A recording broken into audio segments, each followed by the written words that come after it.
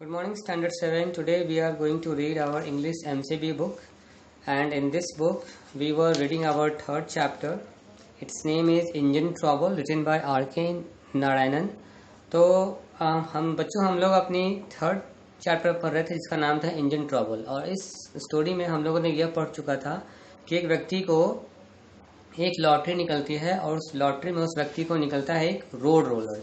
Yes students, एक road roller उसे निकलता है और वो रोड रोलर उस व्यक्ति के लिए बहुत ही ज़्यादा परेशानी का सबब बन जाता है, क्योंकि वो एक गरीब व्यक्ति था और उसे उस रोड रोलर के लिए 10 रुपीज़ महीने का देना होता था, जबकि उसकी पूरे महीने की जो कॉस्ट थी वो 4 रुपये थी. यानी उसका महीना जो मासिक वेतन था वो 4 रुपये था, लेकिन उस रोड रोलर का किराया उसे 10 रुपये एक महीने का देना पड़ रहा था. तो जाहिर सी बात है यह उसको बहुत ही ज़्यादा महंगा पड़ रहा था. और किस तरह से इस रोड रोलर ने उसकी परेशानियां आगे और कितनी बढ़ाई, इसी का बात की आज हम लोग अपने कहानी में चर्चा करेंगे. सो आइए कहानी को हम लोग आगे बढ़ाते हैं.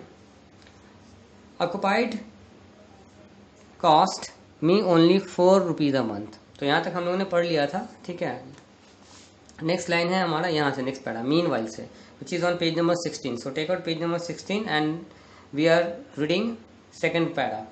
Meanwhile the municipality was pressing me to clear out. तो म्यूनसिपैलिटी के लोगों ने मुझे इसे हटाने को कहा. इसे यानी किसे? रोड रोलर को हटाने को कहा.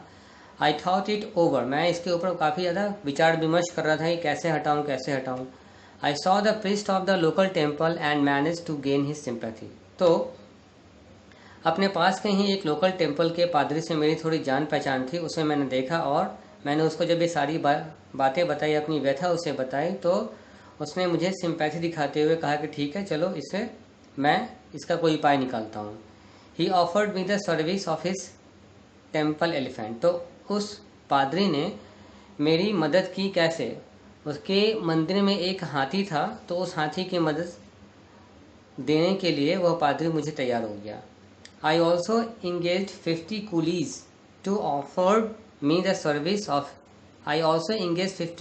to push the engine from behind. और मैंने 50 कुलियों को भी अपने साथ लगा लिया कि इंजन को तुम पीछे से पुश करना, धक्का लगाना.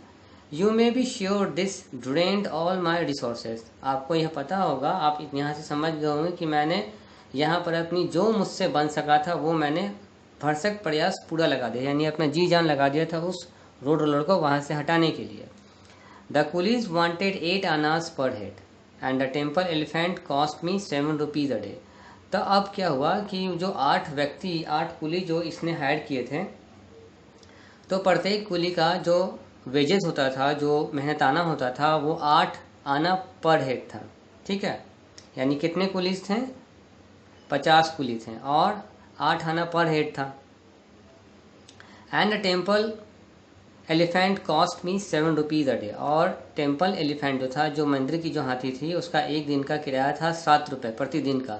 And I had to give it 1 feed. और मुझे उसे एक वक्त का खाना भी खिलाना था.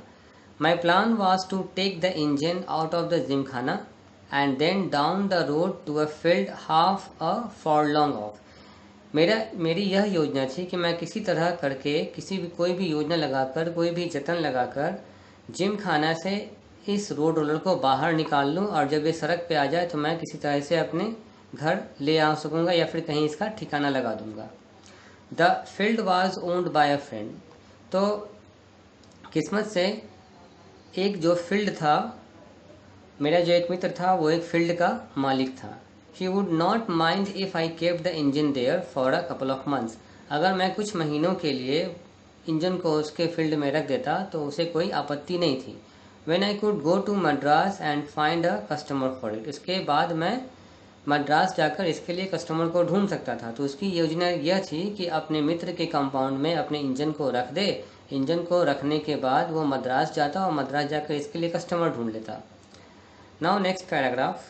आई also took into service 1 Joseph. अब क्या हुआ कि उसने आगे जाकर एक इसकी सर्विस ली. किसकी? जोसेफ की एक सर्विस ली. जोसेफ कौन था हम लोग आगे फाइंड आउट करते हैं. A dismissed bus driver who said that although he knew nothing of road rollers, he could nevertheless steer one if it was somehow kept in the motion. तो Joseph जो था वो एक बस ड्राइवर था, एक dismissed bus driver था जिसे नौकरी से बेदखल कर दिया गया था, लेकिन वह रोड रोलर चलाना नहीं जानता था, लेकिन वह इस बात से पूरी तरह से सहमत था कि अगर वो एक बार रोड रोलर पे बैठ जाए तो किसी तरह से कोई ना कोई जतन लगाकर उसे चला ही लेगा. It was a fine sight. The temple elephant yoked to the engine by means of stout ropes. तो यह दृश्य काफ़ी मनोरम दृश्य था, क्योंकि जो हाथी थी वो अपने मत्था से इंजन को पीछे से धक्का दे रहा था with 50 determined man pushing it from behind. और पीछे से इसको धक्का दे रहे थे. आगे आगे एलिफेंट इंजन को खींच रहा था और पीछे से 50 कुली से धक्का दे रहे थे, जैसे कि आप लोग पिक्चर में यहाँ देख रहे हैं. With 50 determined man pushing it from behind and my friend Joseph sitting in the driving seat. और मेरा जो मित्र था वो ड्राइविंग सीट पे यहाँ बैठा हुआ है. देखिए यहाँ पिक्चर में स्टूडेंट, ये जो यहाँ पे ड्राइविंग सीट पे बैठा हुआ है ये इसका फ्रेंड जोसेफ है. पीछे पुलियाँ हैं और आगे टेम्पल एलिफेंट जो है वो खींच रहा है इसको. A huge crowd stood around and watched it a great glee. तो इस नज़ारे को देखने के लिए सड़क पर एक बहुत अच्छी खासी भीड़ जमा हो गई. The engine began to move. और धीरे धीरे इंजन सरकने लगा. When it came out of the Gymkhana and reached the road, जब ये जिमखाना से बाहर आया और सड़क पर आया, it began to behave in a strange manner. तो इसने अलग ही तरीके से बर्ताव करना शुरू कर दिया. Instead of going straight down the road, it showed a tendency of moving zigzag. यानी सड़क पर सीधा चलने के बजाय ये आड़ा तिरछा zigzag वे में चलने लगा. The elephant dragged it one way. Joseph turned the wheel all for all he was worth without any idea of where he was going. यानी टेम्पल एलिफेंट इसे भरसक प्रयास करता था सीधा खींचने का, लेकिन इंजन जो है वो सीधा जाने के बजाय दाएं बाएं घूम रहा था. और जो जोसेफ था वो इसे बहुत कंट्रोल करने की कोशिश भी कर रहा था. And 50 men behind it clung to it in every possible manner and pushed it just where they liked. और इसके पीछे पीछे जो 50 लोग इसको धक्का दे रहे थे वो भी इसे धक्का देते हुए, यानी जो बंधे हुए थे इसके रेल इंजन के साथ साथ वो भी बढ़ते चले जा रहे थे. यानी ये अपने ही वे में आगे रोड पे सड़क पे जाके मूव करने लगा. As a result of all this confused dragging the engine ran straight into the opposite compound wall and reduced a good length of it to powder. तो अब इसका नतीजा ये हुआ कि इंजन जाकर सामने की कंपाउंड के दीवार से जाकर टकरा गया और सामने की कंपाउंड का दीवार का एक बहुत बड़ा हिस्सा चकनाचूर हो गया. एकदम उस दीवार का पाउडर बन गया जो दीवार थी वहाँ पर, क्योंकि इंजन भारी भरकम था. और जैसे ही धक्का लगा वो दीवार टूटकर गिर गई. At this the crowd let out a joyous yells. इतना होने के साथ ही जो वहाँ पर भीड़ इकट्ठी थी वो चिल्लाने लगी, एक बहुत ही खुशी के साथ चिल्लाई, खुशी वाली आवाज़ में चिल्लाई.